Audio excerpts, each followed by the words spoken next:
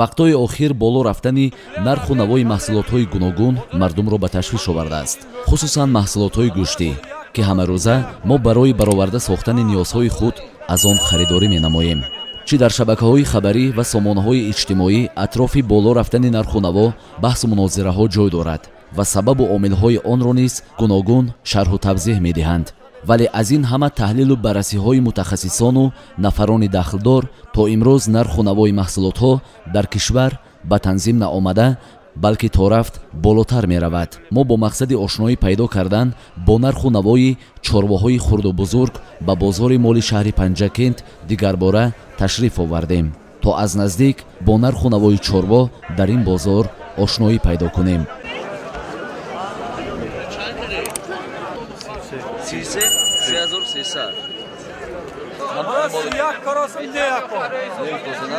چند ساله این؟ یک ساله دیگه اما اینه 6000 کروسه 6000 کروسه؟ چند وقته این؟ 30 سالش خیلی 4 سال 6000 شده 6000 سیسس بینده آخری کروسه نرخش توغری بیون بته ҳангоми боздид мушоҳида кардем ки нархи чорвоҳои хурд аз 550 то 5000 сомонӣ ва нархи чорвоҳои бузург яъне гову барзагов аз 750 то 15000 сомонӣ мебошад. равшантар карда бигӯем, нархи як бузғола 550 сомонӣ, нархи миёнаи чорвои гӯспанд аз 3200 то 3500 сомонӣ ва болотар аз он то 5000 сомонӣ ба фурӯш гузошта шудааст. нархи як гӯсола бошад аз 750 сомонӣ шурӯъ шуда, нархи як гов аз 3500 ва болотар аз он то 6000 сомонӣ, нархи як барзагов бошад аз 5000 сомон оғоз ёфта то 15 ва 16000 сомонӣ ба фурӯш гузошта шудааст.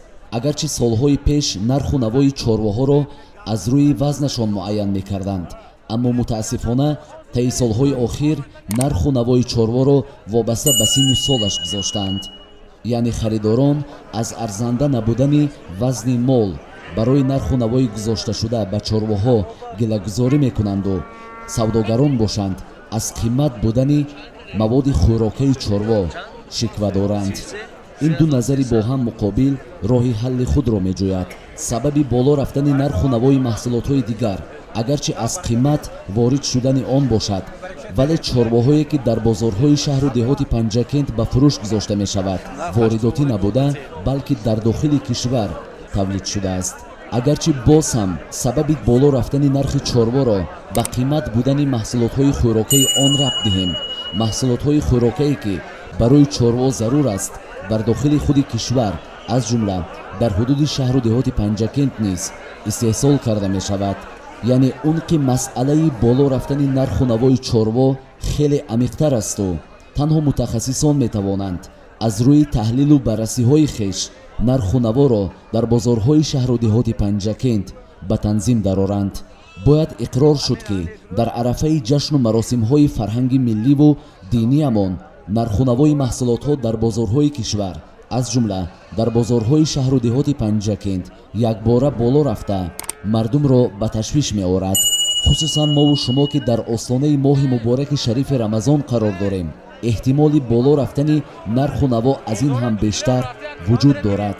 зеро мушоҳидаҳо ва таҷрибаҳо нишон медиҳад ки хусусан дар арафаи моҳи мубораки шарифи Рамазон нархи маҳсулотҳои гӯштӣ ва дигар маҳсулотҳои ниёзи ҳаррӯзаи мардум беҳад боло меравад. пас фурӯшандагону мутасаддиёнро зарур аст ки барои пешгирӣ кардан аз болоравии нарху наво дар арафаи моҳи мубораки шарифи Рамазон чораҳои зарурӣ биандешанд.